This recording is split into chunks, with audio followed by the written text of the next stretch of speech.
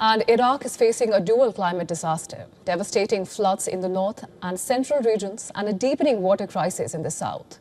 From bridges collapsing under torrential rains to ancient lakes shrinking into craters, the country is grappling with extremes that lay bare the full force of a warming planet. Take a look at this next report for more details.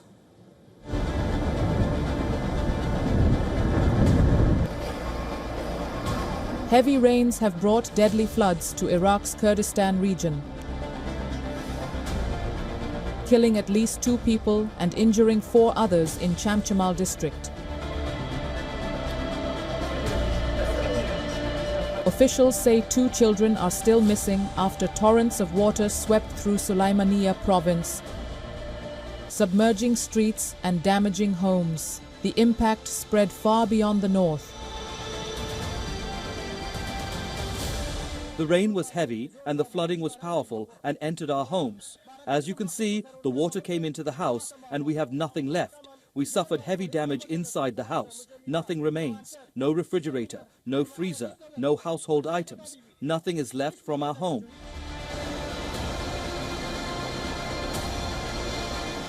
In Tuz Kurmatu, a bridge linking Baghdad and Kirkuk collapsed under the force and speed of floodwaters, according to local authorities.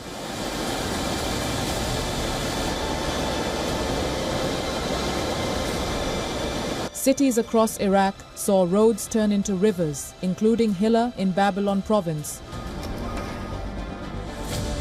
where residents worked through the water to clear out their homes. In Baghdad, a thick blanket of fog added to the disruption,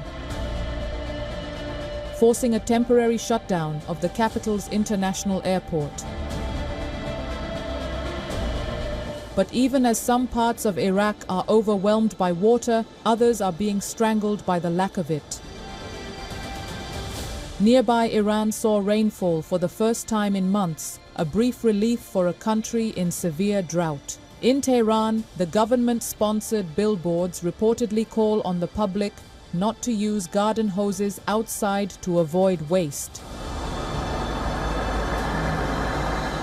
And in southern Iraq, the climate crisis is even more visible. Workers at Lake Najaf, once a crucial water source, now shovel salt from exposed lake beds that have lost over 10,000 acres of surface water.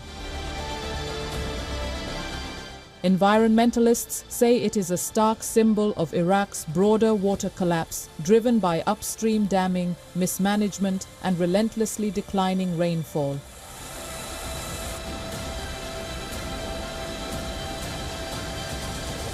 Water could return, provided the Iraqi government reaches an agreement with the Turkish government. Even if it does return, 3 lakes will need 2 years to fill up. Only after those 2 years, water might reach the southern region.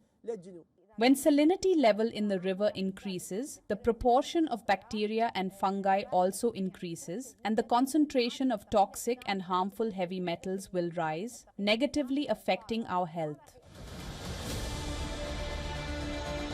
The Euphrates, one of the cradles of human civilization, could run dry as early as 2040. For communities whose livelihoods depend on agriculture and livestock, that would be devastating. And then there is Lake Sawa, a 5,000-year-old natural wonder in Al-Muthanna province. Once a thriving ecosystem of fish, shrimp, and migratory birds, it has now shrunk to just a fraction of its size. In April, it dried up completely. Today, only a small pond remains in the middle of a massive crater. Local residents remember when the lake was full, a place for swimming, picnics, and boat rides. Now, the desert has swallowed what was once a stable, protected wetland that helped regulate the region's climate. Iraq stands between 2 extremes: catastrophic flooding in parts of the country and a deepening water crisis in others. A land that survived thousands of years of civilizations is now being reshaped by climate change in real time.